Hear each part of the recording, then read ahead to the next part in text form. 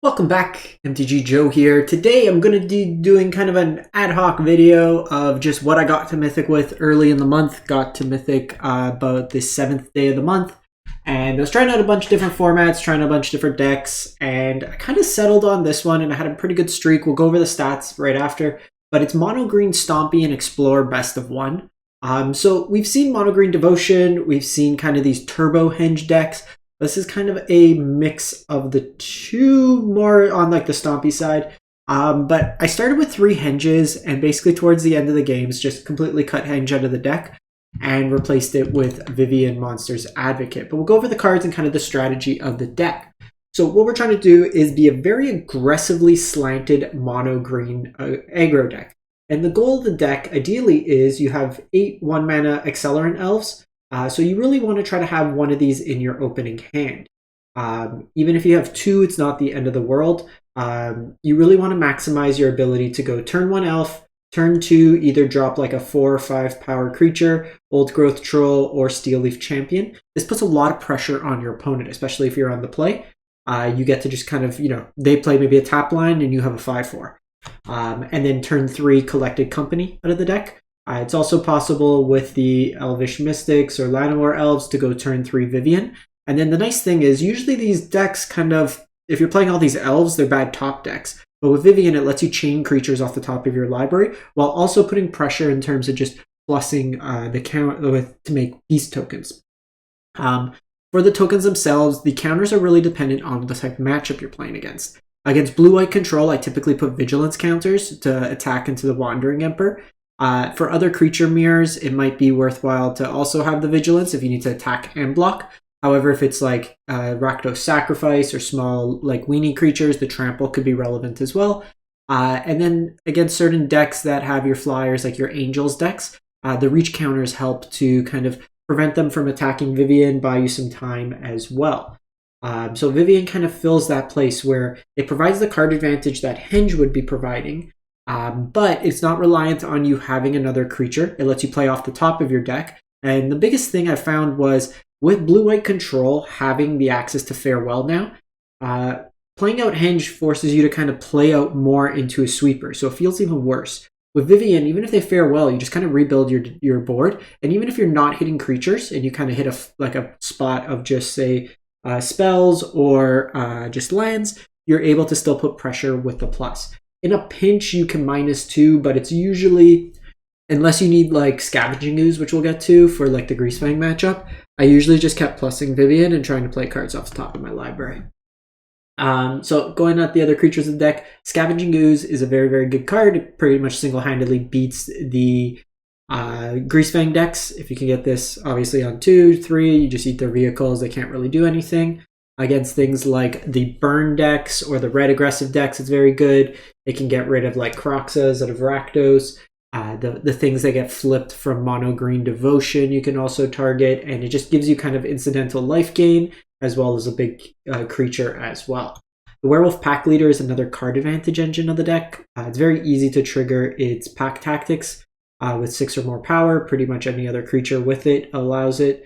And then there's also games where it's just I was pumping a lot of mana into it, which helped as well.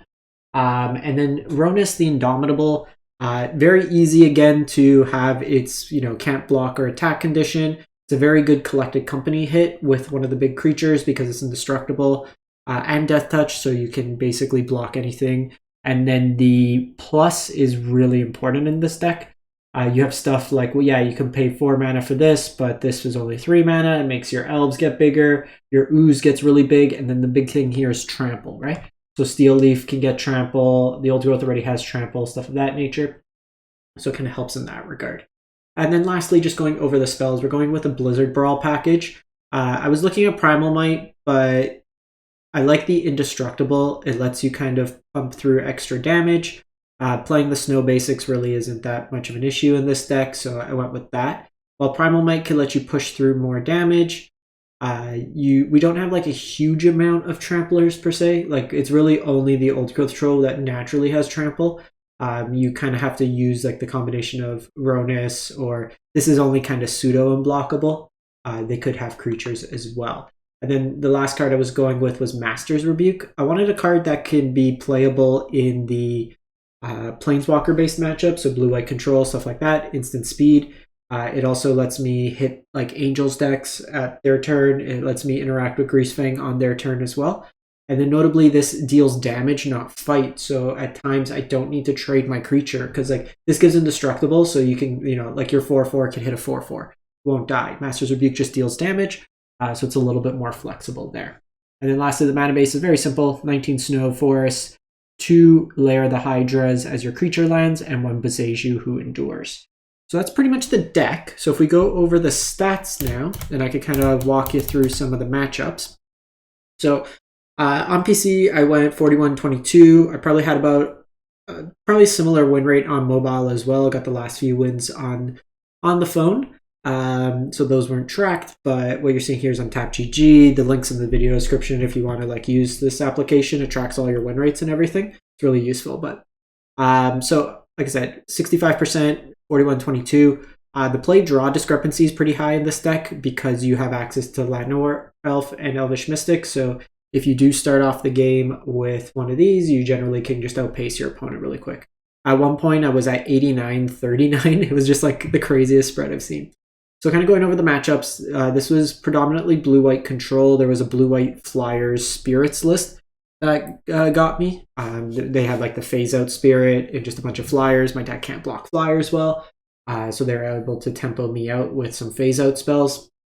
But largely, after I made the switch to get off henge, it was a little bit better of a matchup with the Vivians.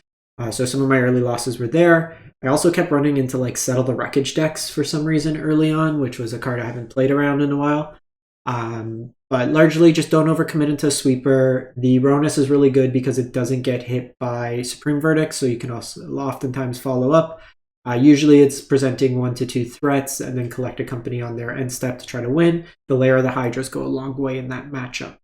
Mono Red is a pretty favorable matchup. Lost one to Flooding, and one they just kind of like, they had 4 Swiss Spears and a bunch of burn early. They just got me on that game there. But between Scavenging Ooze, our creatures being bigger, pseudo unblockable, like incidental life gain from the ooze itself, and the Blizzard Brawls, you can usually outpace them. The whites are usually Angels decks or like Humans decks. This is kind of falling in the same vein. So we're still positive against them. The Humans deck just kind of curved out better than I did in those games.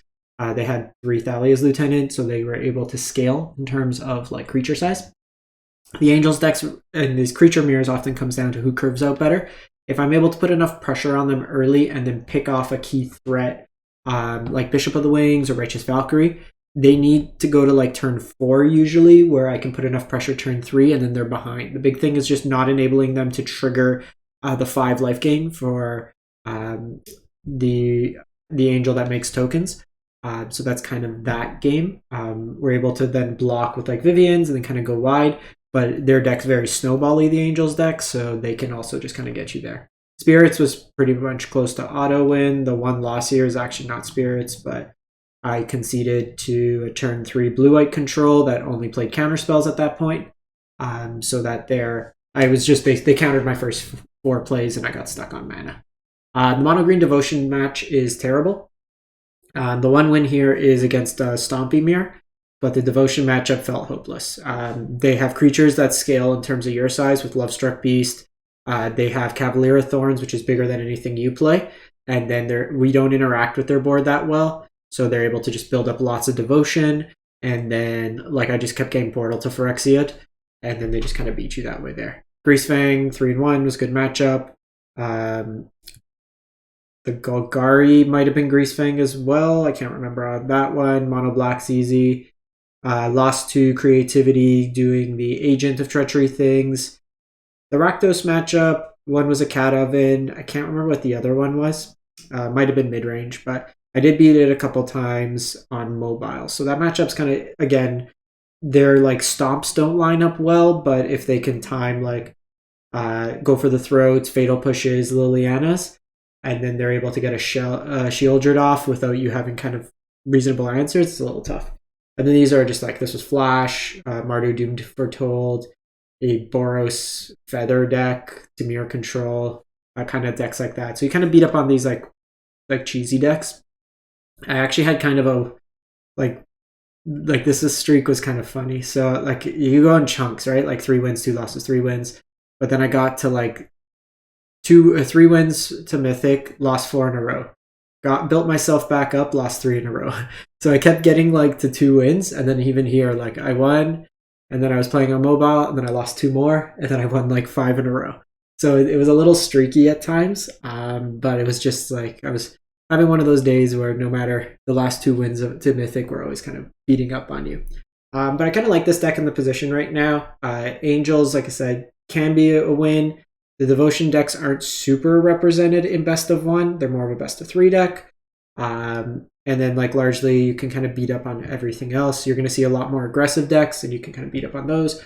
Grease Fang, like I said, you can usually just outpace them. And then even just an attack from Parhelion isn't the end of the world because you could oftentimes kill them on the crackback as well. With 5 pieces of removal, the Vivians are good, stuff of that nature.